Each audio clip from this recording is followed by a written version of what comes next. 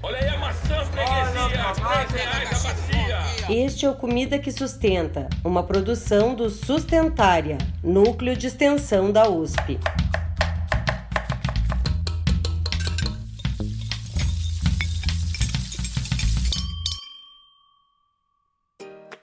Olá, olá! Seja muito bem-vinda e muito bem-vindo ao nosso Encontro Sustentária.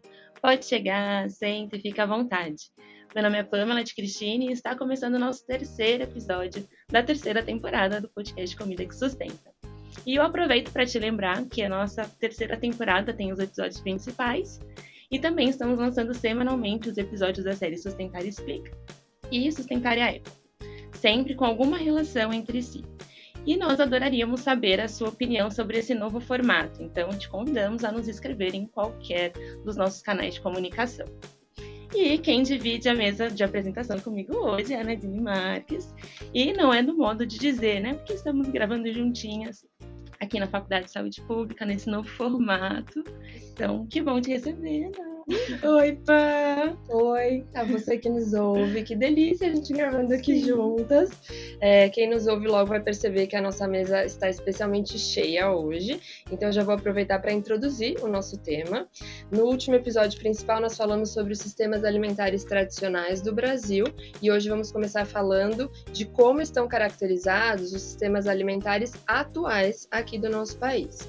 Eu não vou dar muito spoiler por aqui, porque vai ser tudo explicado ao longo do episódio, mas tudo começou com o desenvolvimento do Índice Multidimensional para Sistemas Alimentares Sustentáveis, que foi desenvolvido pela nossa coordenadora geral, a Aline Martins de Carvalho, durante o pós-doutorado dela.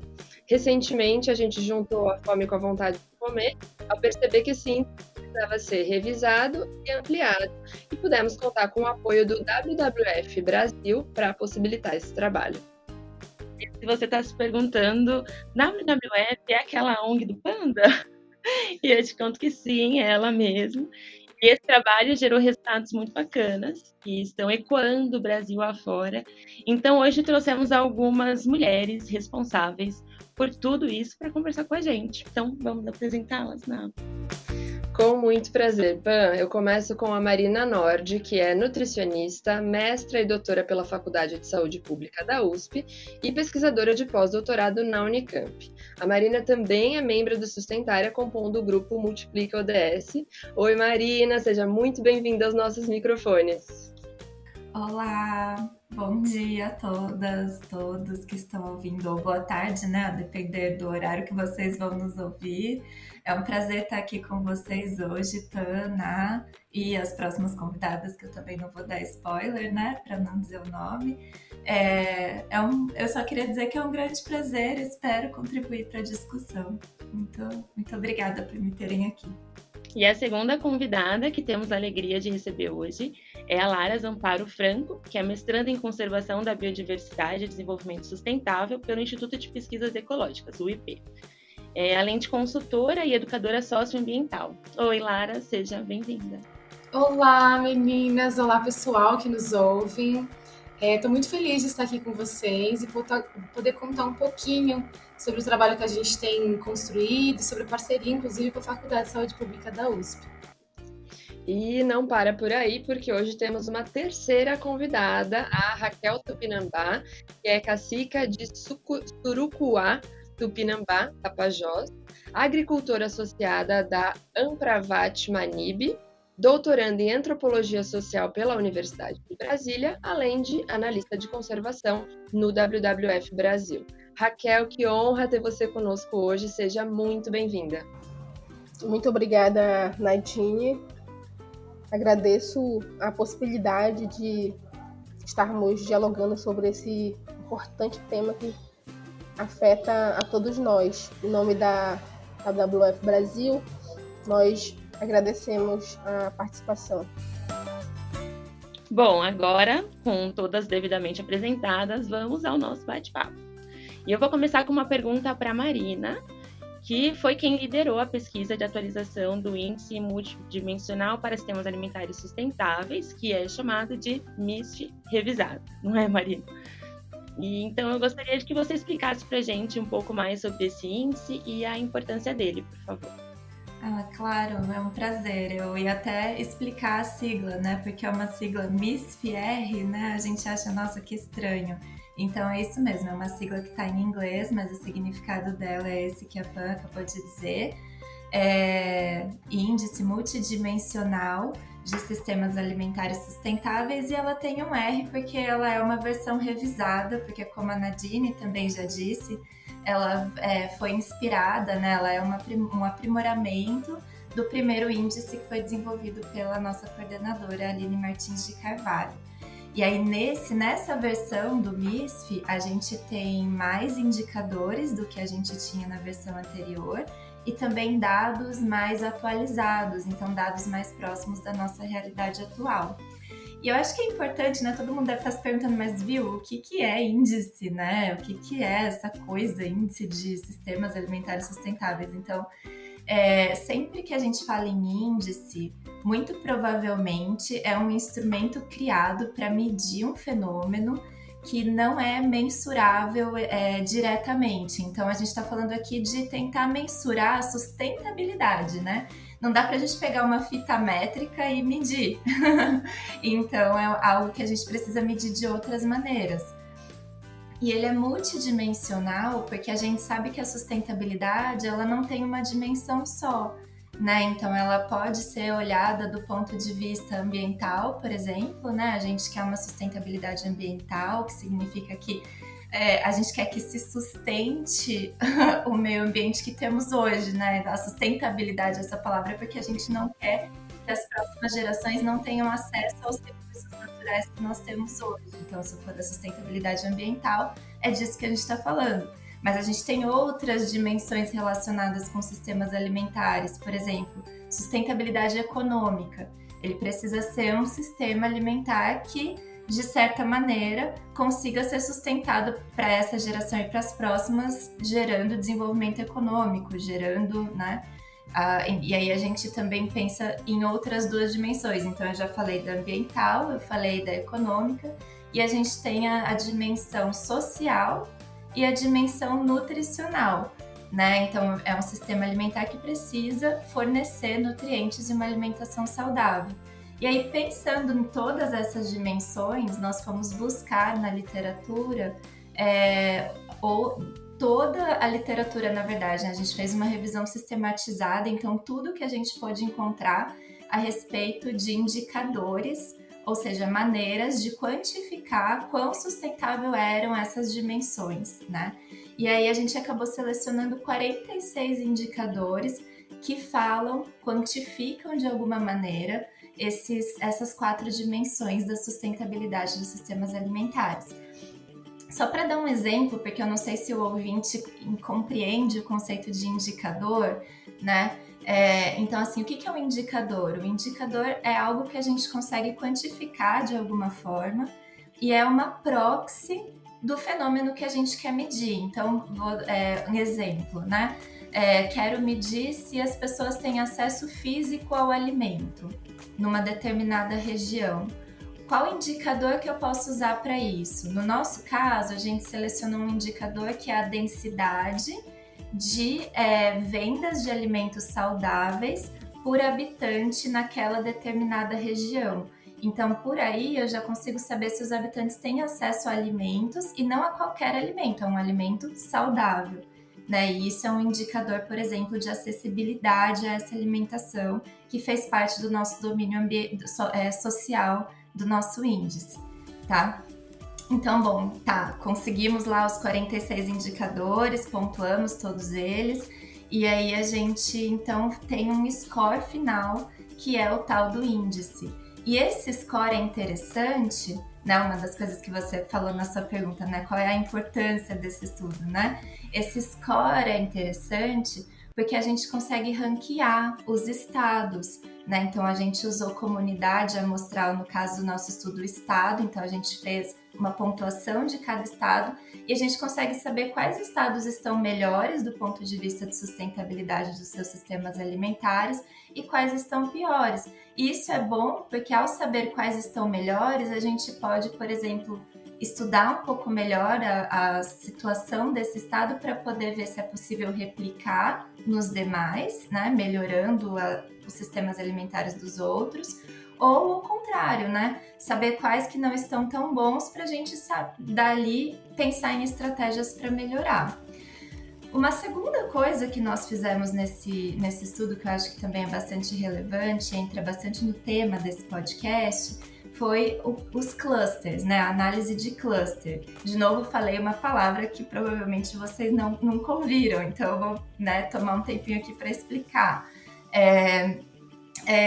A análise de cluster é uma análise estatística que a gente usa para, usando os diversos indicadores, os 46 indicadores, encontrar quais estados são mais semelhantes e quais estados são mais diferentes. Então, a gente acaba gerando grupinhos de estados brasileiros por semelhança. Então, tem grupos que são mais semelhantes do que outros de acordo com seus sistemas alimentares. Isso também é importante porque aí a gente consegue ver, bom, nessa região aqui, nesses estados que são semelhantes, eles têm os mesmos problemas e as mesmas vantagens. Então, provavelmente, do ponto de vista de gestão pública, eu vou precisar pensar em políticas, em estratégias que são diferentes para esse grupo, que não são, por exemplo, aplicáveis para os outros grupos de estados, né?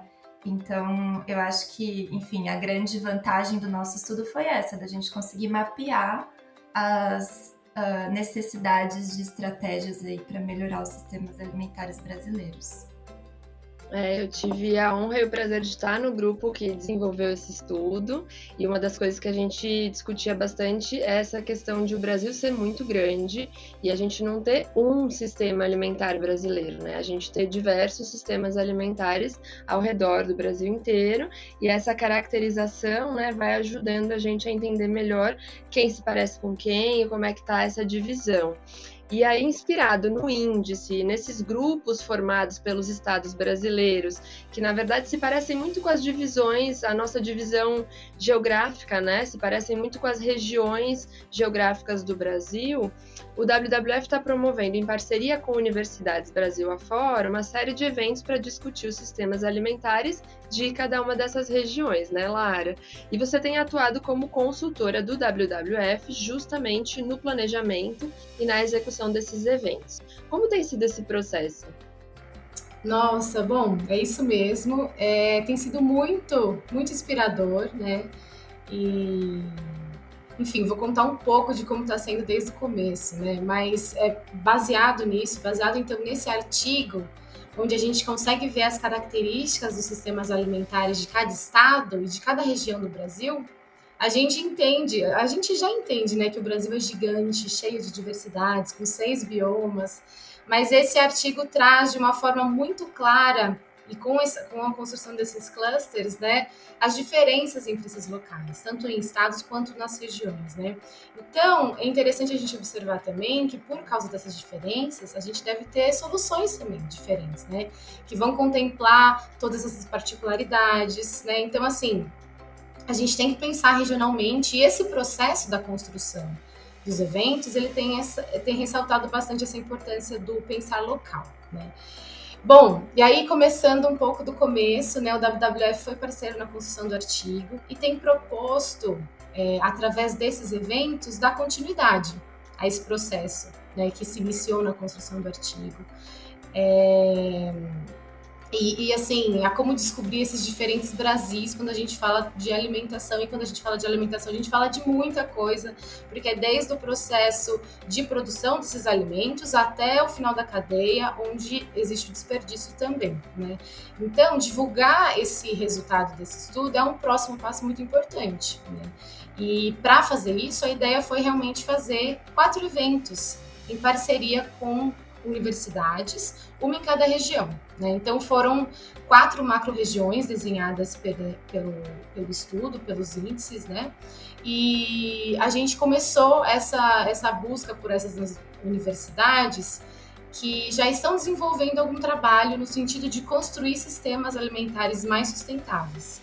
Então, universidades que têm algum projeto de extensão, algum núcleo de pesquisa, alguma iniciativa nesse sentido, como, por exemplo, sei lá, uma horta urbana, oficinas de alimentação e outras, né? E aí a gente fez esse convite, né, de parceria com essas 4 universidades e logo conseguimos parcerias. A gente está muito feliz com o andamento do projeto, né? Então, representando a região sul e sudeste, que ficaram juntas no estudo, a gente tem a Faculdade de Saúde Pública da USP, aqui onde a gente está falando, né, que foi onde tudo começou, na construção, inclusive, do próprio artigo, né? E elas têm feito um trabalho incrível, vocês, né, a gente está falando aqui, esse podcast, inclusive, faz parte de tudo isso, né? A gente está falando de um trabalho muito lindo de extensão, que é o Sustentária. Então, a gente buscou a parceria, né, dar continuidade a essa parceria muito incrível do WWF, do Núcleo. Representando, então, a região centro-oeste, a gente tem a Faculdade Federal de Goiás, que também tem um núcleo de extensão, que é também o Sustentária, com o mesmo nome, inclusive. E representando a região nordeste, a gente tem a Faculdade Federal do Rio Grande do Norte, que faz também um trabalho muito legal, que chama Lab Nutrir, onde eles têm uma horta urbana, muito bacana, onde eles fazem oficinas, tem uma turma, inclusive, de formação, acho que semestral. Então, são trabalhos muito bacanas que estão acontecendo nessa universidade. E conversando junto com a Raquel, que é nossa analista de conservação do WWF, a gente quer apoiar, então, os trabalhos que estão sendo desenvolvidos na região norte. Ela mora em Santarém e lá tem a UFOPA e também tem esses trabalhos, então a gente está deixando com ela essa negociação. Bom, e legal, então a gente conseguiu os parceiros, foi muito fácil, tudo se encaixou, né? E qual é o objetivo, então, desses eventos, dessa parceria toda? Então, é justamente apoiar a agenda, né, desses 4 cantos do país, e a gente quer fortalecer essas redes entre essas pessoas, entre essas universidades, essas 4 que a gente falou, e outras iniciativas, né, coletivos, pessoas, organizações e as universidades, que já estejam trabalhando nesse sentido e não só fortalecer esse link, né, mas também promover esse diálogo entre essas diferentes esferas, que trazem diferentes pontos de vista, né, e diferentes riquezas que vão se complementando. Então, a ideia é trazer todo mundo para esse bate-papo, né? Bom, e para além disso, né, como esse é o objetivo e como a gente exatamente está fazendo isso?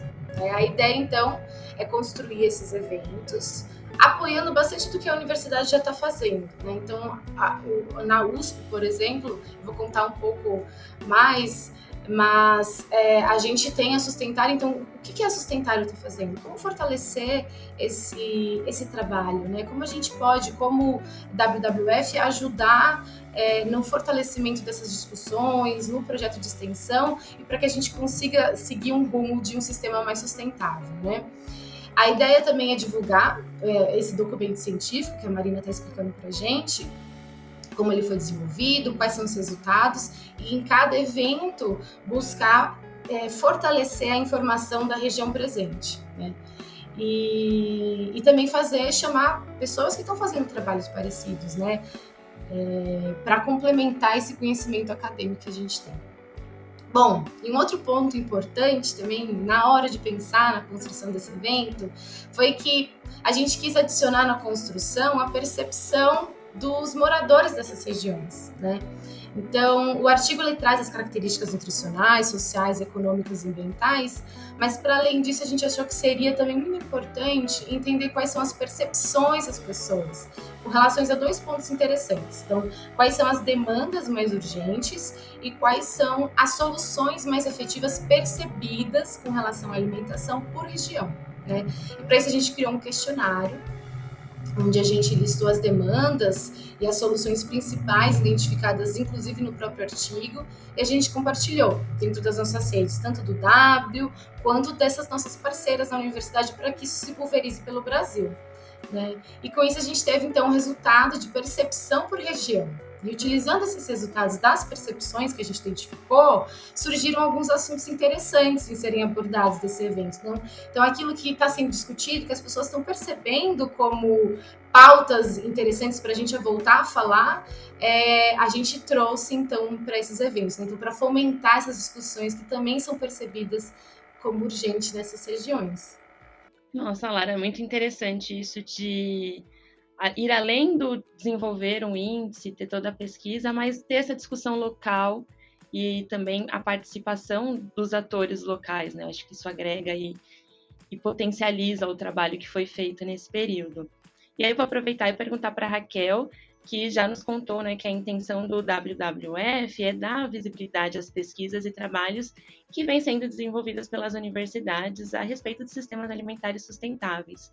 E atuando como facilitadora nesse processo de diálogo com a sociedade, né, como a Lara citou, eu queria perguntar se você pode nos contar um pouco mais sobre essa forma de atuação do WWF. Sim, Pamela, muito obrigada pela pergunta. Queria aqui aproveitar para dizer que é uma política do WWF Brasil, que tem trabalhado com vários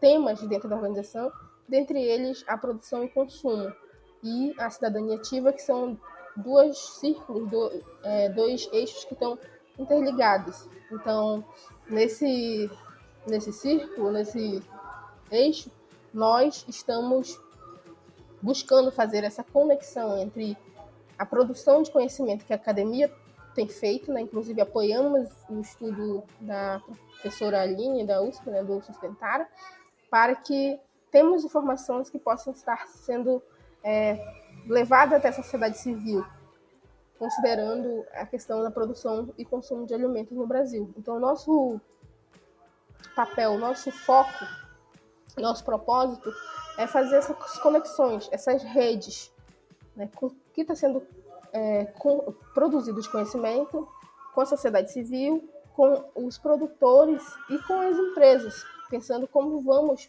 modificar o atual sistema convencional de produção, para tornar ele um sistema de produção mais sustentável, um sistema de produção de alimentos que considera principalmente o meio ambiente, o social, né, para além do econômico. Então, que os aspectos sociais e ambientais estejam inseridos nesse processo, né? Então, é muito nesse sentido que estamos trabalhando nesse projeto que se chama Sistemas Alimentares Sustentáveis. Bom, e no último mês de abril foi possível acompanhar nas redes sociais do Sustentária uma série de conteúdos sobre os sistemas alimentares das regiões Sul e Sudeste, que juntas formaram um dos grupos que reuniram os estados com maiores semelhanças em seus sistemas alimentares, né? Como a Marina e a Lara já falaram, então os estados se organizaram nesses clusters em 4 regiões, uma delas é essa formada por Sul e Sudeste. Marina, quais são as principais características dos sistemas alimentares dessas regiões ou dessa macro-região, né, formada por Sul e Sudeste, pensando um pouco nos pontos positivos e negativos e nas diferentes dimensões que você já tinha apresentado no início? É uma pergunta muito interessante essa, porque eu acho que faz parte de muitas das nossas discussões, assim, o fato de que o índice, ele ranqueia estados, mas não necessariamente, né, os estados que estão ali na primeira, segunda posição, eles estão ótimos e não tem mais nada para fazer a respeito, né? Então, uma coisa muito curiosa sobre a região Sudeste e Sul, né, que é esse cluster aí que a gente chamou, né, Sul-Sudeste, é que muitos dos estados que nela estão ocupam boas posições no ranking. Então, Santa Catarina está em primeiro lugar, Minas Gerais em segundo, Espírito Santo em terceiro. Então, dá a impressão de que nesse cluster não tem nada para ser feito, né? A gente fala, tá tudo bem aqui. Mas, na verdade, assim, eles ocupam essa colocação muito porque eles estão intermediários ali para os indicadores de impactos ambientais e também para os indicadores econômicos. Eles são estados onde o acesso a uma alimentação variada, diversa, o acesso ao alimento in natura e minimamente processado é maior, não só do ponto de vista físico, porque nós temos mais locais de vendas desses alimentos, até pela própria densidade populacional desses estados, né? Mas também porque existe um poder aquisitivo maior nessa região, então também temos esse acesso econômico a uma alimentação mais variada e mais diversa. E aí a gente, do ponto de vista nutricional, essa região se destaca, né? Naquela dimensão que eu falei, nutricional, ela acaba se destacando. Mas alguns pontos que a gente precisa também para prestar bastante atenção com relação a alguns indicadores que não ficaram tão bons, então os indicadores ambientais não estão tão bons, é que muitos estados estão ruins, então eles acabam ficando intermediários, né? A gente viu que os estados, por exemplo, eu sei que a pergunta é só sobre o sul-sudeste, mas só para citar os estados do centro-oeste, ali, eles são estados que causam impactos ambientais muito maiores na produção de alimentos, então eles acabaram deixando os estados do sul e sudeste melhor colocados no ranking. E outra questão, assim, que eu acho a questão chave dessa região do ponto de vista do índice, né? Porque lembrando que a Lara acabou de nos dizer, né, que existem também as opiniões públicas a respeito de como está o sistema alimentar, que a gente não conseguiu alcançar com o índice. Mas do ponto de vista do índice, um indicador que chama bastante atenção é o uso de pesticidas. Então, é uma região que usa muito mais do que as outras, né, uma quantidade muito alta, e onde também a gente vê uma notificação por intoxicação dos trabalhadores mais alta. Então, chama atenção, né, o lobby aí dos pesticidas, do agronegócio, muito forte nessa região e principalmente com relação a esse indicador, né, no caso do índice. E, enfim, acho que para falar um pouco é isso, assim, é uma região que está bem em alguns aspectos, médio em outros aspectos, e o aspecto que chama muita atenção, que precisa melhorar, é o uso excessivo de agrotóxicos. Eu acho que, assim, continuando aqui na nossa região sul-sudeste, eu vou aproveitar para perguntar para a Lara que agora em abril nós tivemos o primeiro evento dessa série que vai rodar o Brasil, né, de encontros, e foi justamente aqui em São Paulo, na Faculdade de Saúde Pública, que é a nossa sede, também sediou o evento, que foi sobre a região sul e sudeste. E aí, Lara, quais problemas e soluções para os sistemas alimentares dessas regiões foram levantados e debatidos nesse primeiro encontro? Legal. Gostei muito que a Marina trouxe todos esses dados, né? E aí eu poder complementar com as percepções e como esses conhecimentos são complementares, é isso que a gente tem tentado fazer no evento, né? Trazer diferentes vozes. Como a academia é importante em trazer todo esse conhecimento científico e como também existem as percepções, né? Aquilo que as pessoas acreditam, enfim, como a gente pode unir isso. E, bom, nosso primeiro encontro, ele aconteceu agora, né? Dia 13/4. E foi aberto para todo mundo, a gente divulgou nas redes, convidou todos a participarem, a irem até a Faculdade de Saúde Pública e debaterem com a gente, né? A gente passou uma tarde, então, no auditório, e foi muito diverso, assim, muito gostoso participar desse momento, porque foi desafiador também construir um evento que vai falar de uma região tão grande, que dentro do artigo, né, Sul e Sudeste se aglutinaram. E elas são semelhantes, assim como a Marina está trazendo, mas tem também diferenças e vários desafios, né? Então, nesse evento, a gente tentou abranger tudo isso numa tarde. Eu acho que, claro, é um primeiro passo e a gente tem muito trabalho a fazer, mas foi muito gostoso poder participar desse debate, né? Enfim, esse nossa região, Sul e Sudeste aglutinadas, elas têm 3 biomas, né? O Pampa, a Mata Atlântica e o Cerrado, e diversos problemas. Então, para buscar construir esse debate, a gente acolheu a divulgação do artigo, né? Então a professora Aline pode compartilhar um pouco sobre sistemas alimentares sustentáveis e todo esse resultado importante que o estudo trouxe para a gente. A gente trouxe também a professora Dirce, que debateu um pouco sobre insegurança alimentar e fome, o trabalho que a USP tem feito, então aquilo que a faculdade tem feito e como as pessoas podem participar desse debate, né, das atividades. E também a gente construiu uma mesa, né, de debate baseada no resultado do nosso formulário das percepções, o que foi muito bacana. Então a gente convidou as pessoas que estavam respondendo o formulário a montar o evento com a gente, né? Aí eu vou compartilhar com vocês aqui as demandas mais urgentes e soluções mais efetivas percebidas na nossa região. Eu vou comentar duas só, né? 2 e 3 as soluções, porque foi o que a gente decidiu trabalhar dentro do nosso evento, como as mais urgentes, né?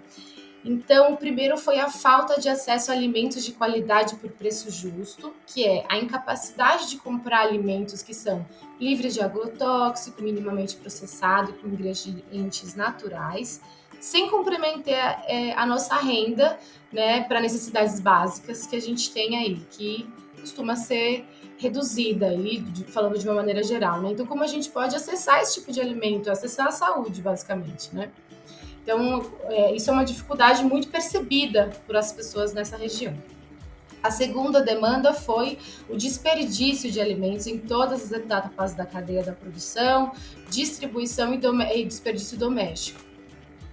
Já as soluções mais efetivas percebidas foi a presença de hortas urbanas dentro dos espaços da cidade, principalmente nas periferias. Então foi muito interessante observar isso, porque essa solução foi a mais percebida também no Brasil. Então é muito interessante perceber como as pessoas entendem que as hortas urbanas são uma solução, porque existe essa reconexão, inclusive, com todo o processo do alimento se desenvolver e de você se aproximar desse ciclo, né? Então, acho que faz sentido, foi muito legal perceber isso, foi uma surpresa pra gente. Tinha coisas que a gente esperava, tinha coisas que não, e essa foi uma surpresa muito, muito grata. Inclusive tem uma horta, né, na USP, enfim, essa horta também ajuda nesse caminho aí de sistemas alimentares mais sustentáveis. A segunda solução mais percebida foi essas mudanças sistêmicas no modelo de produção, e a terceira, estimular os subsídios de produtos orgânicos e agroflorestais. Bom, legal, então a gente teve aí as percepções das pessoas, baseado nisso vamos montar a nossa mesa de debate, né? Então a gente quis compor com 3 pessoas, para trazer também, de novo, diferentes percepções. Então a gente teve a honra da participação do professor Walter Bellick, que é do Instituto de Economia da Unicamp, que trouxe as contribuições da academia. A gente teve também o Instituto Chão, que faz um trabalho muito inovador em vender produtos orgânicos, em um modelo de negócio num formato de autogestão. Então, eles têm 30 pessoas, 30 colaboradores que devem receber exatamente a mesma coisa e todos fazem a mesma coisa. E também os produtores rurais, que são os fornecedores, recebem por aquilo que eles pedem e acham justo em seus produtos, né? E como também os consumidores têm acesso a um preço, a um produto com preço justo, né? Um produto de qualidade com preço justo, sem uma margem de lucro, porque o Instituto Chão é uma associação, então eles não trabalham com margem de lucro, mas trabalham com essa distribuição aí de renda justa. Então, o que é muito bacana, então a gente quis trazer iniciativas inovadoras para contribuir no nosso debate. E também a participação da ONG Banco de Alimentos, representando então a agenda das organizações não governamentais nesse debate. Bom, aí no segundo dia a gente também fez uma oficina para convidados. Então, esses convidados são pessoas que trabalham com alimentação, né? Então, são merendeiras, cozinheiras, nutricionistas, tanto escolar quanto clínicas, estudantes também da faculdade, e professores. Então, gente que está lidando com isso no dia a dia. Então, como a gente passar esse conhecimento também que existe na faculdade, existem já conhecimentos bacanas sobre biodiversidade, a importância da gente trabalhar com aquilo que é nosso, né, com aquilo que é das nossas florestas, que o Brasil é um dos países mais biodiversos, se não o mais biodiverso do nosso planeta. Então, como a gente pode trabalhar com essa riqueza, foi o que a gente trouxe também para o nosso debate, para a nossa oficina, e como reaproveitar os alimentos também, que foi uma das coisas percebidas, né? E, claro, fazendo um debate, fazendo uma construção ali de troca de saberes. Então, foi mais ou menos assim que aconteceu o nosso evento, foi um resumo. Para quem não pôde participar, né, no dia, claro que tem a correria do dia a dia aí, vai estar disponível, inclusive, no YouTube do Sustentária, o nosso primeiro dia, para vocês acompanharem ali a troca ali que a gente teve, né? E uma coisa também que me chamou muito a atenção no evento foi que a gente quis realmente que existissem trocas entre as pessoas, entre essas organizações, e como isso já aconteceu, né, do Sustentária já querer colocar, por exemplo, o Instituto Chão convidar o Sustentária para colocar os livros da faculdade no próprio instituto, pessoas querendo fazer um Instituto Chão em seus locais, pessoas querendo saber um pouco mais do banco de alimentos, ou como acessa os conhecimentos do projeto da professora Dirce com insegurança alimentar. Então, assim, era isso que a gente queria, assim, sabe? Fomentar essas conexões, e foi muito rico. E acho que é isso, assim, deu para dar um resuminho ali do que aconteceu na nossa região por aqui. Isso foi riquíssimo, com certeza, Lara, e era exatamente isso que eu ia dizer. Para quem ficou com curiosidade de saber como foi, o evento do dia 13 vai estar disponível no YouTube da faculdade, no YouTube do Sustentária, para acesso livre. Quem não soube ou não pôde estar presente pode assistir dessa forma, e quem for eventualmente das outras regiões, fique atento e atenta que os eventos vão acontecer também na região centro-oeste, na região nordeste, na região norte, e como a Lara citou, a gente tem horta aqui na Faculdade de Saúde Pública, a horta da medicina, a horta lá na cidade universitária, no CPUSP, do projeto USP Sustentabilidade, que é uma das soluções apontadas, né, no formulário, que também são abertas, e a visitação, a quem quiser conhecer. A gente convida mais uma vez, já falamos disso em outros episódios, e a gente convida mais uma vez a quem quiser conhecer, quem for de dentro da universidade e quiser participar. Enfim, são soluções possíveis. E aí eu queria saber da Raquel, como liderança indígena, agricultora, pesquisadora e representante do WWF, como você enxerga esse processo de produção e difusão científica, como a Lara disse, né, que foi bastante rico e que contemplou bastante do que vocês estavam pensando, a partir do diálogo e construção com a sociedade, que está sendo realizado tendo como base o Índice Multidimensional para Sistemas Alimentares Sustentáveis, o MISFS, que as meninas já citaram. É muito importante que nós temos essa compreensão da produção de alimentos, considerando esses vários fatores, né, que o índice traz: o social, o econômico, o ambiental, que estão totalmente interligadas às cadeias de produção de alimentos. Então, precisamos que as pessoas entendam esse processo de produção, para que elas possam estar fazendo escolhas mais sustentáveis, possam estar entendendo esse processo, para além de uma alimentação saudável, uma alimentação com frutas, verduras, né? É importante a gente entender a importância também de quem faz parte dessa cadeia. Por exemplo, os atores que estão produzindo, né? A cadeia está, por exemplo, usando o trabalho escravo, né? Claro que queremos que isso não aconteça. Então é muito importante que haja esse olhar também para a produção social. O que a gente está consumindo, tá? Contribuindo para o desmatamento das áreas florestadas, né? Então também queremos que as pessoas tenham essa consciência na hora de fazer suas escolhas, a sua aquisição dos seus produtos. Então, o índice que considerou todos esses fatores, ele é um trabalho completo que traz essas informações, né, e mostra para a sociedade civil em geral como é importante olharmos para todos esses fatores, e além disso, como que em cada região do Brasil é diferente, né? Às vezes um desses fatores tem é mais, digamos que economicamente é mais viável, mas ambientalmente tem sido totalmente insustentável, né? Então, como que a gente também chega nesse equilíbrio e assim possibilita que os sistemas se tornem mais sustentáveis? Bom, e depois de compreendermos melhor todo esse processo, além de ouvir essas reflexões preciosíssimas das nossas convidadas, acho que já estamos prontas para o nosso próximo quadro, não é, Nadine? Sustentária Indica.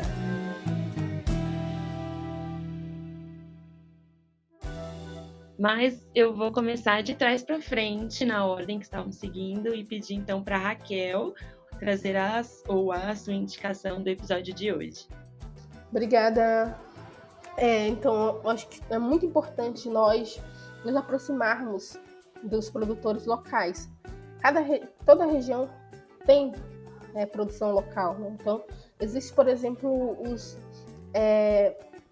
as produções agroecológicas locais, né? Os produtores orgânicos locais. Então, o que eu posso indicar para nossos ouvintes do podcast é que eles possam estar buscando na sua região, visitando, por exemplo, esses espaços, né? Tem várias redes que variam de região para região, com produção de alimentos mais alternativa, mais orgânica, mais agroecológica. Então é muito importante nós termos esse olhar, começarmos a valorizar a produção local e a produção daquele período do ano, né, da estação do ano, que são alimentos muito mais frescos. Então, indico que vocês possam, por exemplo, buscar conhecer os CSAs, né, que são as redes de produção local de alimentos. Existem, por exemplo, entregas de cestas de alimentos nas casas dos consumidores. Então, e possam estar buscando mais entender essas outras formas de produção de alimentos que não é a grande indústria alimentícia. E já que a gente está mudando de ordem, vamos puxar a Marina para o meio. Mar, quais são as suas indicações? Minhas indicações é que vocês ouçam esse episódio até o final. Espero que tenham chegado até aqui. Que acessem o artigo se vocês quiserem. Se vocês não tiverem facilidade com o inglês, a gente tem o relatório em português disponível no site do Sustentária. Acompanhem as iniciativas do Sustentária, tanto no Instagram, como no blog, como nas redes sociais, são sempre muito interessantes. E eu quero só agradecer tanto a WWF pelo apoio a esse projeto, como vocês, pessoal, pelo convite a esse podcast, pela divulgação do nosso trabalho. É sempre muito bom, quanto mais pessoas a gente alcança, maior a nossa diferença, né? Então, obrigada. E para finalizar, Lara, compartilha com a gente o que você separou para indicar hoje, por favor.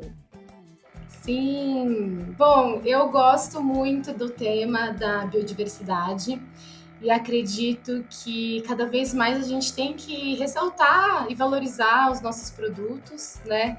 E como estamos na Mata Atlântica, recentemente o Instituto Socioambiental lançou um livro do Quilombo à Floresta, Guia de Plantas da Mata Atlântica no Vale do Ribeira. Ele está disponível para baixar gratuitamente. E eu acho muito importante a gente cada vez mais se aproximar da nossa biodiversidade, da nossa riqueza e experimentar novos ingredientes. Inclusive, na nossa oficina, a gente teve 2 ingredientes da nossa biodiversidade, que foi uma sensação lá no dia da oficina, que foi o cambuci e a taioba, e como a gente, então, pode colocar cada vez mais esses ingredientes no nosso dia a dia, na nossa rotina, né? Experimentando novos sabores, valorizando então o que é nosso. E vou recomendar também alguns perfis no Instagram que eu acho muito legal, que eu sigo e que me ajudam às vezes com algumas ideias de receitas, que é a Thalita Xavier. Ela é uma cozinheira do Rio de Janeiro e ela faz vídeos super engraçados com receitas reaproveitando alimentos que estavam esquecidos ali na geladeira e fazem pratos super gostosos. Então tem a ver também com o nosso tema aí de desperdício e como a gente então pode criar novos pratos e evitar que isso aconteça, né? Tem também a mineira Cebola na Manteiga, que faz também, nossa, ingredientes incríveis, às vezes faz jantares em São Paulo ou BH, então fiquem de olho, eu acho super legal. Tem a Afroecologia, é uma moça que mora no Paraná e ela faz também diferentes receitas, compartilha um pouquinho na vida no campo. E tem o Tomás Lanza, que fala um pouquinho sobre biodiversidade, punks e agroecologia. Então, acho que fico por aí com minhas indicações. Espero que tenham gostado. E me despeço também. Nossa, eu estou muito feliz de ter participado. Agradeço demais o convite.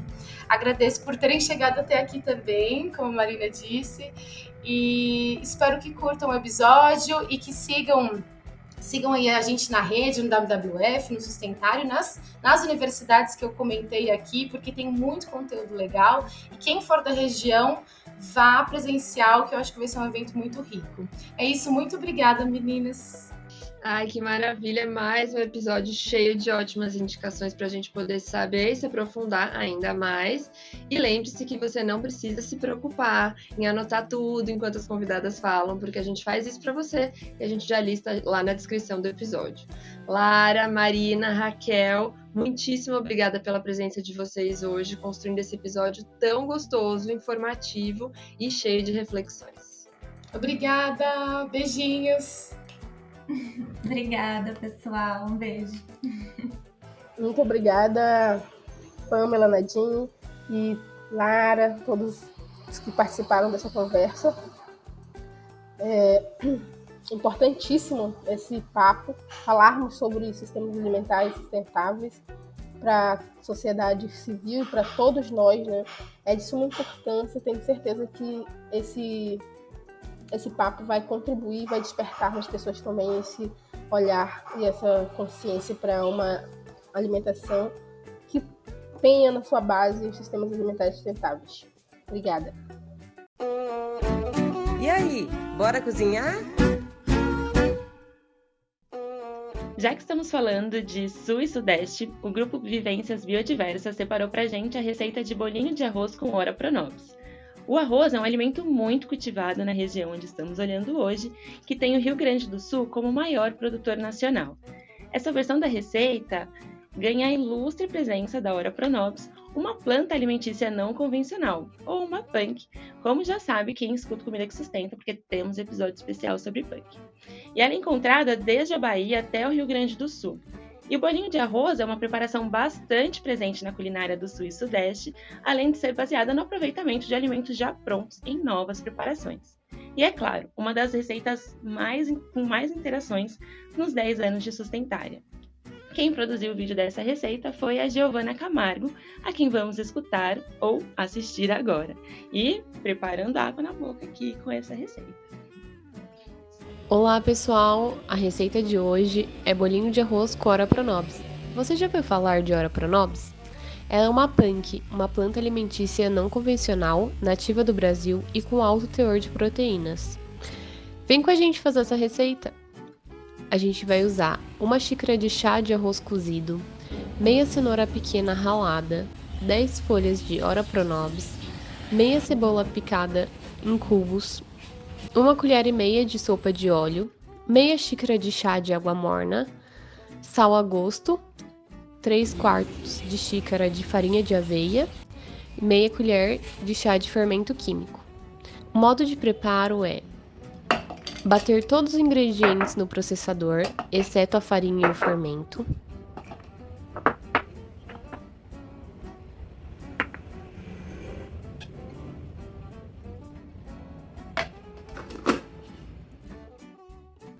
Colocar a mistura em uma tigela e aos poucos adicionar a farinha até formar uma massa que dê para modelar.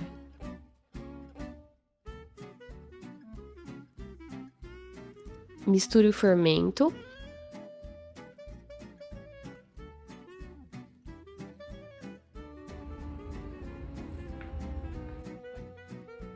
Modele o bolinho no formato que desejar.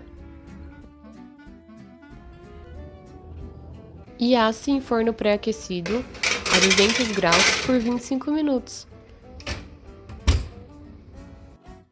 E agora é só aproveitar. É isso, Pan. A gente sempre encerra com água na boca e já programando a agenda para quando vamos preparar a receita do episódio, né? Que é uma ótima forma de encerrar um episódio tão gostoso de apresentar. Muito obrigada por mais esse, Pan. Também agradeço você e as nossas convidadas pela construção de hoje, né? E como não poderia deixar de ser, também deixo um agradecimento especial a todas as pessoas que estiveram comigo hoje, seja nos bastidores, nas entrevistas e também você que escuta a gente. E se você ainda não ouviu algum episódio das nossas temporadas anteriores, saiba que todos estão disponíveis no nosso site, no Spotify, na plataforma Orelo e no Google Podcasts. Os links estão aqui na descrição, corre lá para explorar, não deixe de seguir os nossos perfis e assim acompanhar todas as novidades. E não perca nossos próximos episódios desse mês. Como você já deve saber, teremos um episódio eco. E já que maio é um mês com 5 terças-feiras, teremos não 2, mas 3 episódios da série Sustentar Explica. Todos eles estarão relacionados de alguma forma com o episódio de hoje, nos ajudando a olhar para trás, para materiais que o Sustentária já produziu, e para frente, ao aprender novos conceitos e buscar aplicá-los no dia a dia. Então, esperamos você terça-feira que vem. Até lá! O Comida que Sustenta é uma produção do Sustentária. Para ouvir todos os episódios, nos siga no Spotify, Orelo ou acesse sustentaria.com.br. Quem coordenou essa produção fui eu, Nadine Marques. Apresentação de Pamela de Cristine e Nadine Marques. O apoio à pauta, roteiro e pesquisa foram de Nadine Marques, Mariana Raciueta e Pamela de Cristine.